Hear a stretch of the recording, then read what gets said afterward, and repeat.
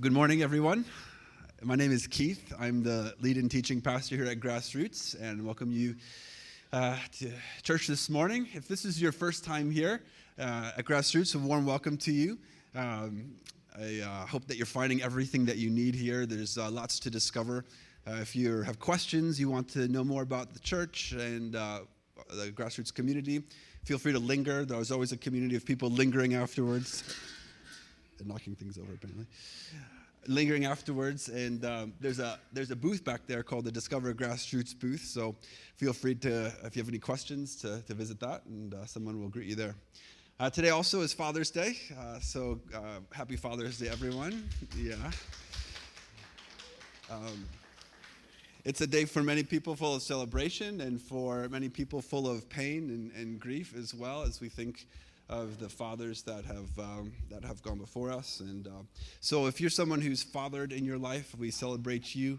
If you're someone who's lost a father today, or a father figure in your life, we grieve with you as well today. And I have the special privilege of having my dad in today, so happy Father's Day.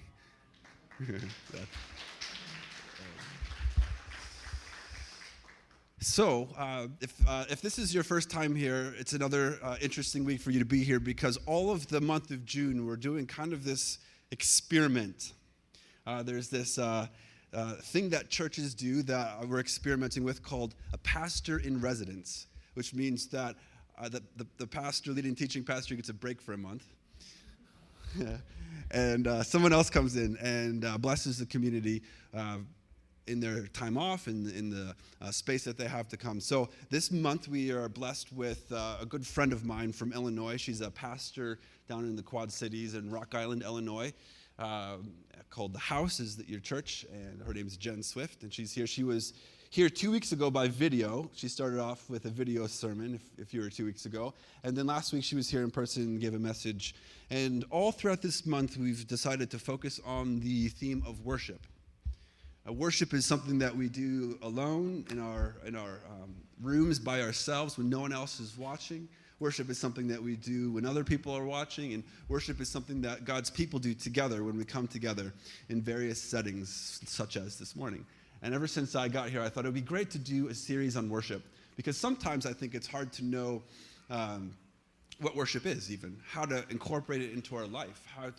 What do we do with this corporate space when we get together? What about those blocks in my life that have time and busyness, and how do we work through those things when it comes to praying and relating with our God, who is ever present, yet oftentimes we can't sense or touch or see him around us. So these are kind of the questions which are bubbling up in this series this month of June. Last week, 2 weeks ago, Jen was introducing the series. Last week we talked about private worship and what that looks like, and she's kind of now entering into this idea of public worship, which is different than corporate, but I'll let her get into all that. So anyway, Jen, glad you're here. Thanks for being here. I know that you've met with many people so far in your pastor in residence role, and there are little pieces of paper on your chairs, and here's what those are for. If you have a question for Jen about worship, about private worship or public worship or corporate worship, because she has such limited time here, she can't meet with everyone. Feel free to write your questions down on the piece of paper that's on your seat or the seat next to you, and then as you come up for communion today, you can just drop them in this basket. Jen, we had a number of questions last week, and Jen and I ended up doing 2 hour and 15-minute podcasts. So basically answering the questions, and we'll put those up when I figure out how to edit a podcast. So anyway, that's what the papers are there for, and also invite you to. Jen does have a little bit of space in her schedule. This is her last full week coming up. She's leaving next Saturday, or this upcoming Saturday. So if you want to meet with Jen one-on-one or a group session with her, just let me know, email me, or approach Jen afterwards, or approach me, and we can set you up with a visit with her if you'd like. So I think that's all the housekeeping involved. Jen, glad you're here and coming up, and we'll be excited for once again. Thanks, guys. It was such a fun week to get to be here. Well, to be here for a whole week for one. That was fantastic. Had a great time Got to eat a lot of good food, so I'm grateful for that. Made a lot of tortillas yesterday. That was really fun. And just get to have really great conversations with people. I even got to go hiking at Mink Mountain the other day. So that apparently has some recognition. Guys, I saw a bear. It was so exciting. So thank you, Canada, for letting me see a bear this week. That was awesome. I know we have bears in America. Like, I realize but not in Illinois. So, yeah, thank you so much for whoever ordered that up. That was kind of you. And I actually put it on my Instagram. It was the first thing I said, guys, I saw a bear. So you're like, a bear, whatever. Yeah. Anyway, but a moose, I would really like to see one of those too. So if somebody could take care of that, that would be awesome this week. If you could coordinate it, good. So yeah, such a good week. Oh, also geocaching, does anybody know what that is? I love geocaching. And I took Keith's girls geocaching this week, and they are fiends at it. They're so good. Autumn found 2 of them, and she was like puffed up with great pride.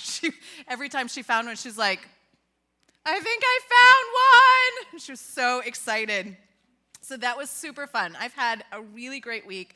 Good week of just, mixing with like some really like fun and recreational time mixed with meaningful conversation. Going through your questions this week and sitting with some of you was really lovely. Like, your questions are so great. And I just want to thank you for your vulnerability with putting those out there. I know it's kind of safe to put an anonymous question around, but like to let those be questions that exist among your community, like that's a vulnerable thing, and that's wonderful. Like, I just want to tell you, thank you so much for sharing that and letting that be a conversation that grows in this community for a number of things. So I look forward to interacting with you through this magical basket this week. Thank you in advance for anything that you guys would like to throw our way. Yeah, it was really fun to get to do that. So over the last 2 weeks, we've been talking about worship. We're talking about worship the whole month. And we've talked about it in terms of a spectrum of engagement, right? So there's like the very exclusive, alone, private experience that we have with God, moving through to a mid-range public experience, and that's what we'll talk about today. And then also public, but a variant of it all the way over on the other side, being corporate or congregational, where this is like you, just singly you, to being us, fully us. And what we do and how we experience God sort of on that spectrum of engagement and experience. We have said that our relationship with others, the things that we experience, the health, the unhealth, that tends to inform our relationships and how we relate with God. We bring that stuff, the learned behavior, the reactions and the responses, even our triggers, we bring that all into our experience with God, and often have to come to terms with the reality that what we're doing a lot of times is projecting our human experience and our human engagement onto God and expecting the same kind of things back. And that's something that I hope that during this time we are doing. I can't do that for you, but I would implore you to ask yourself hard questions and dig deep and go face to face with yourself in a mirror, and go face to face with God as He gently wants to reveal things to you about where our brokenness in our human relationships show up in our life with Him. We talked about a list of things last week. Like I said last week, it's not a conclusive and it's not exhaustive list as far as like, these are the core things that always should be a part of your private worship with God. But they hopefully are a helpful list, and we can go ahead and put that up on the screen. A helpful list that is scripturally based, things that we want to bring into our relationship with God. We want there to be honesty and vulnerability. We want to be reverent And partnered with that is humility, right? We said that you can't be reverent if you're not also humble. We want to be sacrificial, offering to God our worship, our hearts and affections, knowing that he does not owe us anything. We worship God because he's worth it. It's transformative. Time with him will change you. It's sincere. Love must be sincere. It's focused on God. And it's done with our whole selves, mind, body, heart, and soul. And since actually this is the only slide, we can just leave this up the whole time. So if you want to just use this as a point of reflection every now and then, feel free to. Those are things that are really, really vital to have a part of our private experience with God. Because if it's not present there, it will not show up anywhere else, right? It will not show anywhere else. What's done in private will be proven in public. And so we want that to be true of ourselves all the time, but we have to practice it in those private spaces where it is, honestly, at the start, uncomfortable. And even through different seasons of our life, it is challenging to re-engage with honesty and vulnerability, humility, getting back to experiencing a reverence for God, those sorts of things. And that for our worship with God to be enriching and alive and full, when speaking of public engagement, it must have these things in the private engagement. Guys, there are so many things that I want to say today. I won't say them all. That's what the podcasts are for. But there's like a whole slew of like notes that I have that I'm like, if we go this, it's like a choose your own adventure book. Does anybody remember those? Yeah, those are really fun, right? Like, if you want to have this adventure, turn to this page. That's kind of where I'm at this morning. Like, if I feel like the Spirit is leading us this direction, I'm going to go to the last page. If I feel like the Spirit is saying this, I'm going to go to page 6. So bear with me, and I think God has some really dear things for us and important things, but also I think that there may be some hard things to hear this morning as well. So let's just stay open. I'm going to go ahead and pray over that he would lead us. So, Sovereign Lord, we are trusting your word to be before us this morning. We're trusting your Spirit to guide us. There's something unique and special that happens when there's a community together that does not and cannot happen when we are on our own. And so open the eyes of our hearts, as Paul prayed, that we would be aware of you and the things that you're saying, that you would set things deeply in us, and that there would be truths that come out this morning that would be undeniable for us. I guess that there would be things that would be very clear direction for us, for any of us, from this point. So lead us in this morning specifically with your word and, our time with it. May your name cover these things. Amen. So in Isaiah 29, Isaiah is an amazing book of worship. If you want to really dig into some things about what worship looks like, Isaiah is a beautiful place to be. It's prophetic. So some of it's hard. I mean, that's kind of the thing about prophecy, is that some of it, bringing forth a truth that we are overlooking, can be very difficult. So Isaiah 29:13 and 14 say, "These people come near to me with their mouth." By the way, this isn't the only time that something that I'm about to read shows up that looks like this kind of thing, this kind of forthcoming word of truth. Isaiah 1 shows it, I think 49. Like, there's a number of other places that this idea. These people come near to me with their mouths, and they honor me with their lips, but their hearts are far from me. Their worship of me is based on merely human rules that they have been taught.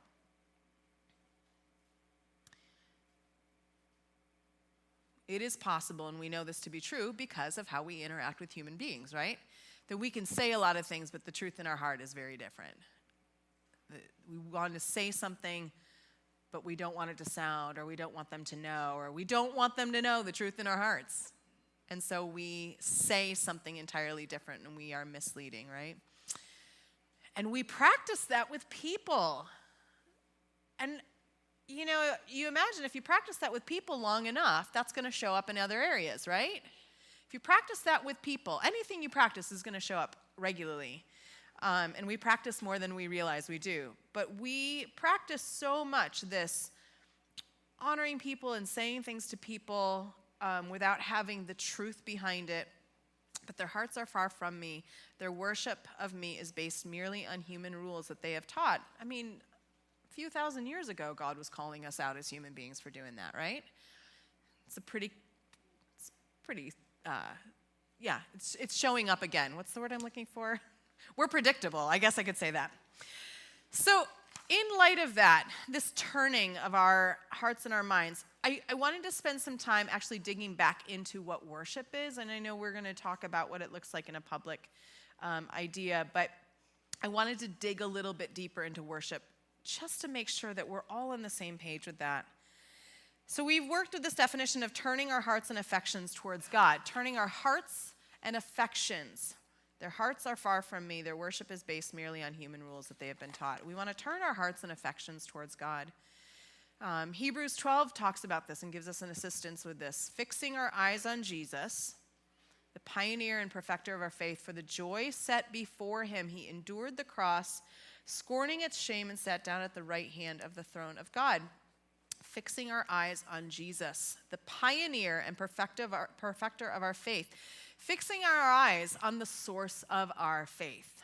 That would make sense. If there is a source, we should be looking to it. Anybody know the author Madeleine L'Engle or the book A Wrinkle in Time? I know that movie came out not too long ago. So she is a favorite author of mine, and she wrote a series of journals that are honest. They're beautiful. If you want to talk about honesty and see what that looks like, those are a great place to start.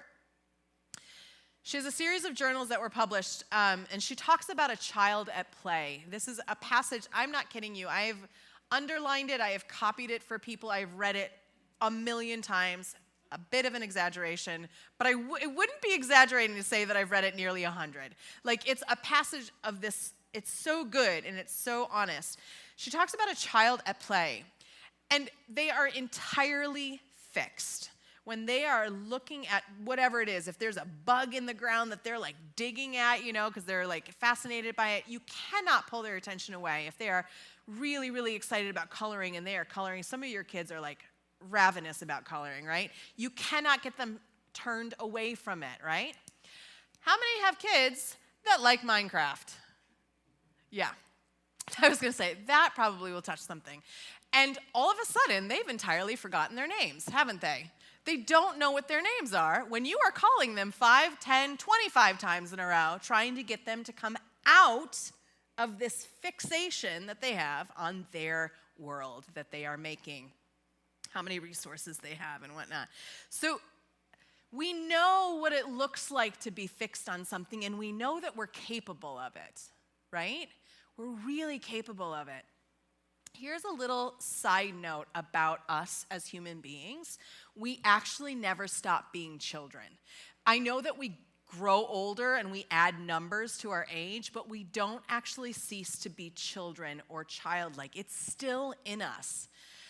And especially in perspective of the Father looking down on us, we do not ever arrive, guys.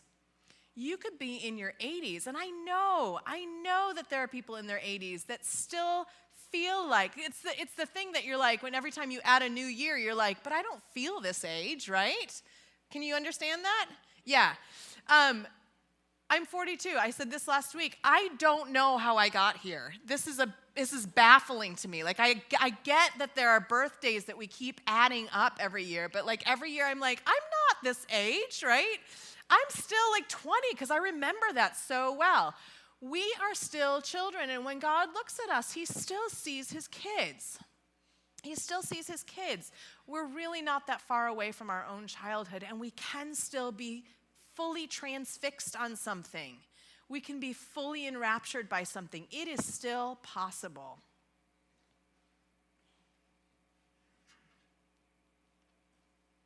So that's what being fixed on something looks like. And when you are fixed, other things matter less or not at all, right? And I think as adults, you have experienced that to a degree, but we don't give ourselves over to that as much anymore. We don't have a practice of it, do we? Those are not the things that we're practicing. What do you think happens when God, the creator of the universe, the almighty, ancient, and forever one, has someone's full, undivided, and wholly fixed attention on him? What do you think can happen? What would that look like? And when was the last time you were totally overwhelmed and completely consumed by God? When was the last time that happened for you?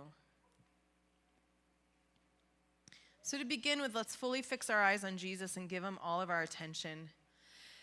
And honestly, compared to what I'm about to say next, that may even be the easy part. It may just be super easy in comparison to the turning of our heart. This is the difficult stuff of transformation. And as we said, worship will transform us, 100%. It will transform us, always.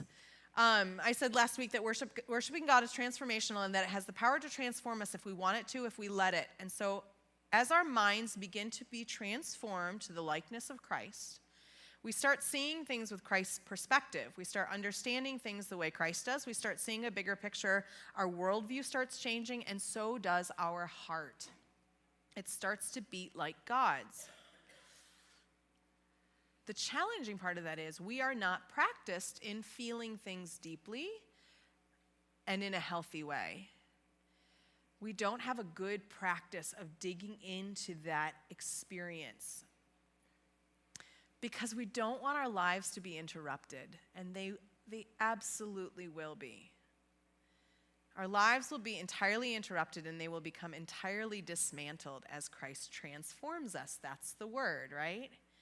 That he wants to transform us to the likeness of his Son. Be transformed by the renewing of your mind.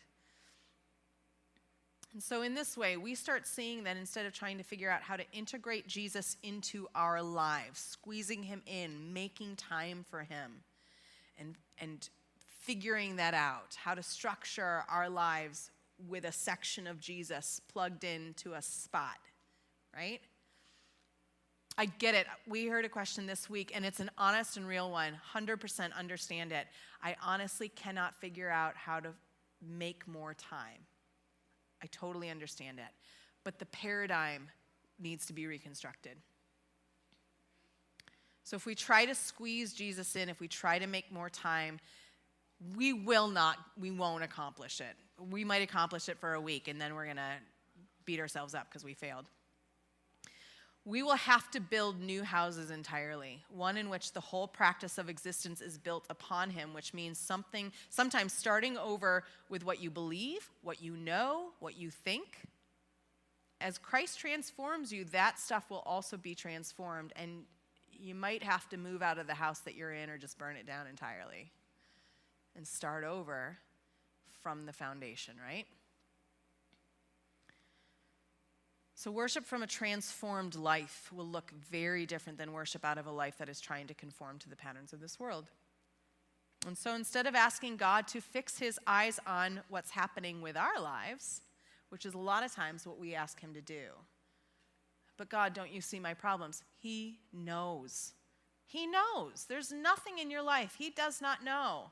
What he's asking you to do is not for both of us to look at our problems and look at our situation and look at our stress and look at what's complicating our lives. And I shouldn't say, I don't mean any of that like tongue in cheek, because the things that we are experiencing are real and they really affect us.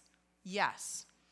But if we continue to ask God to fix his eyes on our thing, then we're both looking at this thing, and as he tries to change it, we're both just kind of looking at it and we have other ideas of how that should go.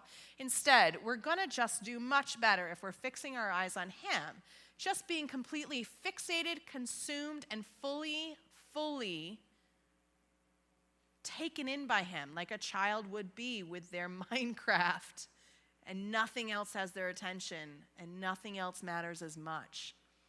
Then he is free to be God over that thing, over that piece of your life, over that stressor, that thorn, that whatever it is. And what I want to make clear about what it is that what I'm talking about is that I'm not saying we are ignoring what's going on. And that's what we sometimes can feel like is happening. We're not ignoring it. But by worshiping God and fixing our eyes on him, he is magnified properly to a place in our lives, in our sight, where we begin to honestly see him as the sovereign, loving, completely capable of handling your life without your instruction, God, that he is. I don't know if you've experienced this, but I've noticed this a number of times, and this has been transforming in my life, that there are things that I will lay it before God. Make your requests known to God. Absolutely. He wants you to do that. Make your requests known to him, fixating on him, looking at him, not the thing, right? Make your requests known to God and let him handle it. Open-handedly release it. That's really hard. We need to do that maybe a few times. But again, it's a practice, right? Release your thing to God, whatever it is. And I've noticed that he's done this so many times. When I am fixated on him, I honestly forget about it. There have been times that I've honestly forgotten about the thing that was so, like, the thing that was, like, here, right? I've forgotten about it. And like a month or two, or even sometimes years will go by, and then I will see something he's done that I'm like, oh my gosh, you were working on this the whole time. Like something will either have a resolution or a change in it. It may not even be resolved as much as I just see a spark of hope, maybe even years later. And I'm like, that thing that we talked about, you were on it. And because I had stayed fixed on looking ahead at him, my energy wasn't consumed in worrying about it and trying to fix it. I just handed it over.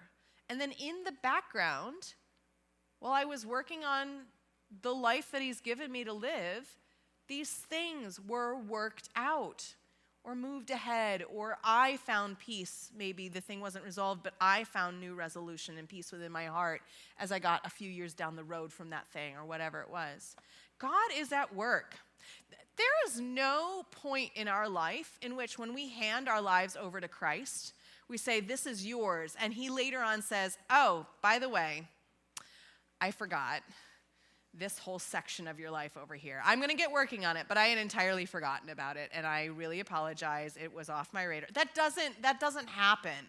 That's not a thing that exists. And so you can rest assured that as you stay fixed on him and your hearts and your affections are turned to him, he is on it. You are the apple of his eye. He is on it. So these are the things that I wanted to address about what worship looks like and how it transforms us and what it looks like, not as a part of our life and a side experience that we squeeze in, but as the foundational core of how we build our homes, called these lives that we live. So now, regarding the public worship component, which is where we are today, this is the place where we find ourselves on the spectrum. And this is if it were relating to human, so that we can get just some parallel perspective. If this is the human-to-human relationship, this would be like you're out on a date or grabbing coffee with a friend. Perhaps like you were in a large group, but you've pulled away to the side to have a private conversation with somebody. You are with the other, but people are around. It's like the hike that you take out in a public space with friends. You might come across some people. It may even be the car ride out on the road where you are definitely putting on your own private concert, except that everybody still sees you. Who in their car is like the best singer in the world? Thank you. Yeah, it's true. More of you that then raised your hand, that's true for. There's the acknowledgement and the reality of being with another and somewhat exclusively. That's how that kind of looks on the spectrum. And people will likely recognize that there is some kind of small boundary to cross before they might fully be brought into that space as well. So you might see okay, so it's the date, or it's the friends out for a coffee, or it's the private conversation happening at a party. So if you are a person seeing this happen, you see that there's something very publicly private about this, right? It's a conversation that isn't super intimate, but it's exclusive. And you probably should be careful about just jumping right into it, right?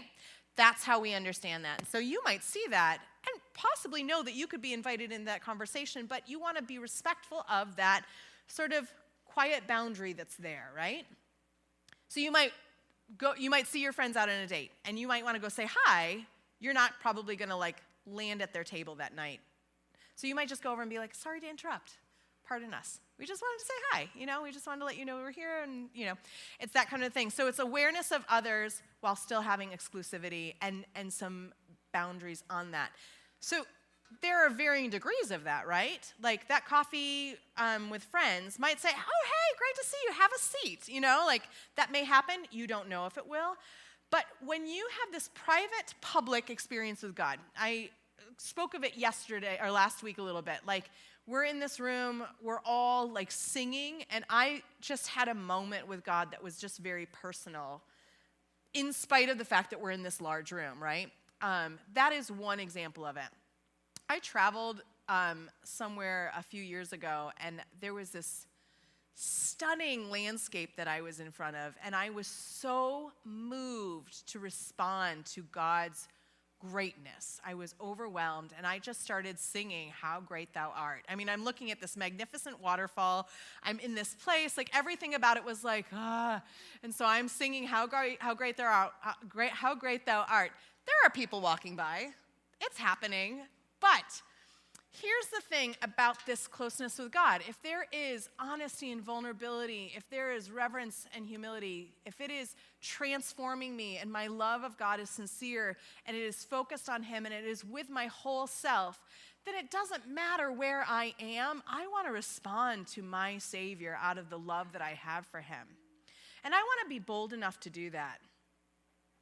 But if I'm not practicing that in private, I won't have that sense that I can just freely worship God and honor Him anywhere that I am. And it's not about a public display. That's not the point.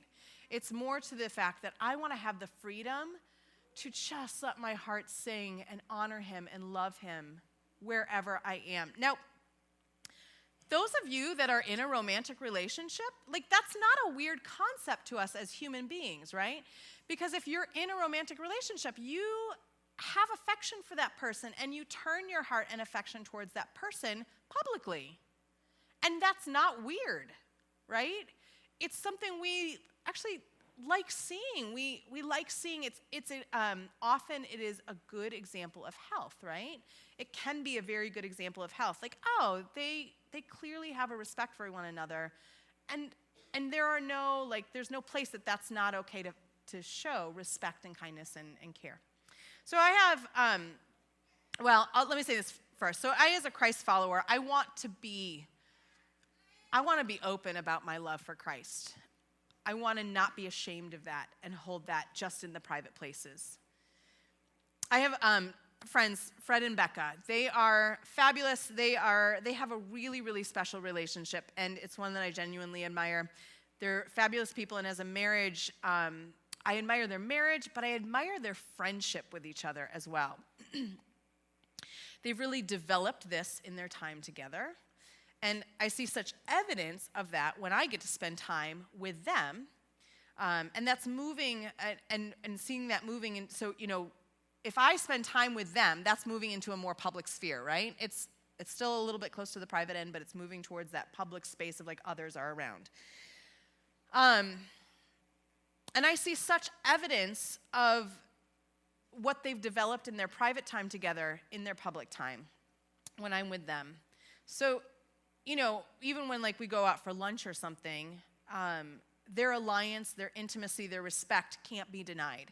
And it's very special to get to witness that and to experience that. And that is why I want to be able to worship God freely wherever I am. Because it's such a special, life-giving relationship that I value so deeply that I want to be able to honor and respect God wherever I am. And that if it is honest, it will be authentic. And if it's vulnerable, it'll be authentic. And the very same thing that I experienced with my friends, Fred and Becca, when I'm brought into that, like I said, it's very special to witness it and to experience that. That's something about our relationship with God that in our public experience, moving from our private experience, can also then affect other people's lives.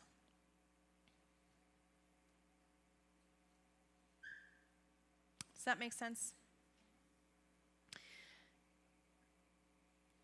I want to add this little bit, and I think we are probably going to start winding down here. If we can't be honest, we can't be authentic. I did say that. And by honesty and authenticity in like a more public space, that doesn't mean to be explicit. I want to be very clear about that, because sometimes that idea of being honest and vulnerable outside of those more close spaces feels scary. I mean to say, you don't have to be explicit in the public area. Like, you don't have to air out all your dirty laundry, and we are not expecting you to, right? And church folk, you don't need to know the details of what somebody is talking about and saying and thinking to know how to see honesty and authenticity, and for somebody to be honest and authentic. The reason why people don't want to be honest in a little bit more of a public setting and to show that vulnerability with God in a public space is because we're just really good at judging that, right? And that is something that we as believers and as human beings just have to keep in check. And so real pain comes from that. And this is how really, honestly, too, how relating to others often shows up in relating to God, and why we don't have this honesty with him, because we're a little scared of it. And it also hurts sometimes. Like, it brings up triggers, it brings up pain, and that's really real. And I guess what I want to just take a moment to say and have some recognition of is that your worship and turning of your hearts and affections towards God does not have to put your pain and your hurt away. It doesn't have to put it somewhere else where it doesn't exist. It can be on the table. It's the making your requests known to God, making your heart known to God, making things known to God, but with open hands. He's not thrown off by, he's not threatened by your hurt or your pain. He wants to welcome it because he'd like to transform it. And he will if given the chance over time. It can take some time, but I would encourage you to, I guess I just want to let you know, like, as you worship him, bring that stuff with you. Don't try to put it somewhere else and put other veneer on it. It's this passage that we said, these people come near to me with their mouth and honor me with their lips, but their hearts are far from me. The things that are really burdening and heavy in your hearts, don't let them be far. Psalm 34 says, God is close to the brokenhearted and saves those who are crushed in their spirits. That felt like that resonated. Bring that before God when you worship him. When you turn your hearts towards him, turn your whole heart towards him and let him have a hand in that pain and that hurt and honesty. While worshiping God through my experiences, I was transformed. Not in spite of them, but because of them. There were some things that I had some deep pain about. After I met Christ, I started doing the hard work of reconciling with that stuff. And in the awkward, clumsy walk towards God as I tripped over all that stuff was so much a necessary part of my growth and experience, because it kept the conversation so honest. It kept my worship so honest. So as you seek to experience God in these private places, and that may be a tough, even just a tough journey for some of you still, that's fine. I encourage you to keep at it, to try one of these things this week in that private time. But then as you move out of that private experience into the range of public experiences that you can be in, your honesty, which leads to authenticity, as I said about my friend's Fred and Becca, I loved witnessing and experiencing that relationship. Imagine somebody who has some heavy things going on in their lives, but they don't know that Jesus wants to help with that.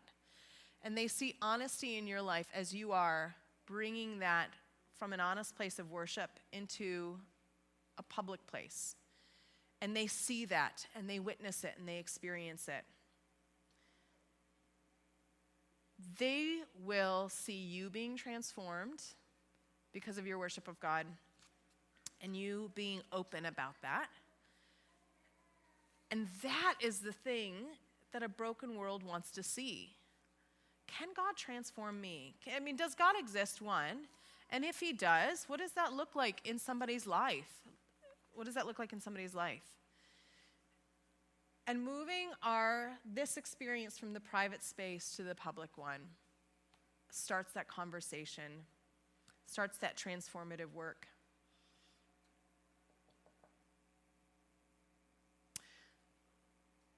In a moment, we're gonna go back to some music worship. And you've noticed that I haven't talked about music at all during this time of talking about worship, because that's not what it is. Music is an amazing tool, and we use tools well. And we want to use tools, but it's not what it is. And so I want to give you some space. Communion is worship, and Pastor Keith is going to lead us in that in just a moment. But I'm going to give you some space to kind of dig into some of this stuff personally. And I would invite you to take advantage of this time to do it, a place to do it, where we all understand what's happening, right? I know that this is a community that doesn't quite know what to do with necessarily feeling comfortable always with like raising of hands for that. That's a trigger for some people. I understand. But let's just have a moment of safety here, that if you feel like that's something that makes sense to you, like a child would raise their arms to their dad to be lifted up, be a child for a moment. Just experience that. There's also places in the Bible that talk about receiving something from God, or just letting his spirit fill you, and you can, just as a closed symbol, just have your hands open as a sign of God, I'm willing to be transformed or changed. Also during music, you don't have to sing. I know that not all of you like it. That's okay. It's all right. You can reflect on the words, and I would encourage you to do so. But I want to give you some time to be very intentional about how you are responding to an opportunity to turn your hearts and affections towards God.